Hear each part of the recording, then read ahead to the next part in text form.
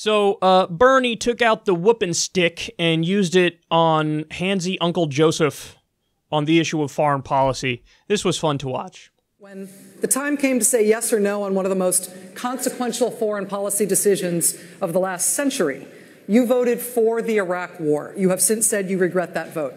But why should voters trust your judgment when it comes to making a decision about taking the country to war the next time? Because once Bush abused that power, what happened was we got elected after that. I made sure the president turned to me and said, Joe, get our combat troops out of Iraq. I was responsible for getting 150,000 combat troops out of Iraq, and my son was one of them. I also think we should not have combat troops in Afghanistan. It's long overdue. It should end. And thirdly, I believe that you're not going to find anybody who has pulled together more of alliances to deal with what is the real stateless threat out there. We cannot go it alone in terms of dealing with terrorism. So I'd eliminate the act that allowed us to go into war and not the AUMF, and make sure that it could only be used for what its intent was, and that is to go after terrorists, but never do it alone. That's why we have to repair our alliances. We put together 65 countries to make sure we dealt with ISIS in Iraq and other places. That's what I would do. That's what I have done, and I know how to do it.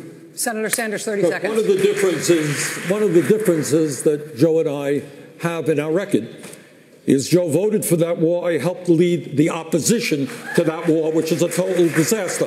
Second of all, I helped lead the effort for the first time to utilize the War Powers Act to get the United States out of the Saudi-led intervention in Yemen, which is the most horrific humanitarian disaster on earth. And thirdly, let me be very clear. I will do everything I can to prevent a war with Iran, which would be far worse than disastrous war with Senator Iraq. Sanders, Can't go to war. All right, guys. Informed consent of the American people. Good. Clobbered him over the head with policy substance. By the way, that was the only mention of the U.S. supporting a Saudi-led genocide in Yemen. That was the only mention all night. None of the other candidates mentioned it. Only Bernie Sanders mentioned it. Bringing up Iran in that context was big, too. The fact that Biden was actually pretty reliably on the side of war shows you, hey, that's a red flag for what he'd do in the future. Maybe he gets us more involved in Syria. Maybe he gets us more involved and escalates further with Iran. You need to trust somebody's judgment. Their record is important because Bernie, every time, even when it was politically unpopular, he was on the correct side of these issues. And he really got Biden there and got him good. Biden, yet again, is using weasel words here. So notice what he said. He said, Obama came to me and told me to get our, quote, combat troops out of Iraq. Why'd you add the word combat there? It's almost like you're still in favor of leaving many troops there, just not doing like active missions on a daily basis. That's exactly what it is. That's why he said the word combat. He didn't say, let's get our troops out of there. He said, let's get our combat troops out of there. And then also in the same answer, he brags about, well, I got 60 countries together so we can go fight ISIS. Wait a second. You were just talking about how we should get out of these places, and now you're throwing in a line about how, and oh yeah, by the way, I also like want to bomb the shit out of them. That's Trumpian. That's what Trump did. We're going to bomb the shit out of them, and then in the next breath, like, oh, we got to, come on, bro, we can't do nation building and whatnot. We can't bomb all these places and be involved all around the world. Which is it, Joe? Which is it? It's almost like you're trying to have your cake and eat it too, and you're just throwing stuff out there and hoping people will latch on to whatever thing they like the most. And he's talking as if like he didn't have a direct impact on all this stuff.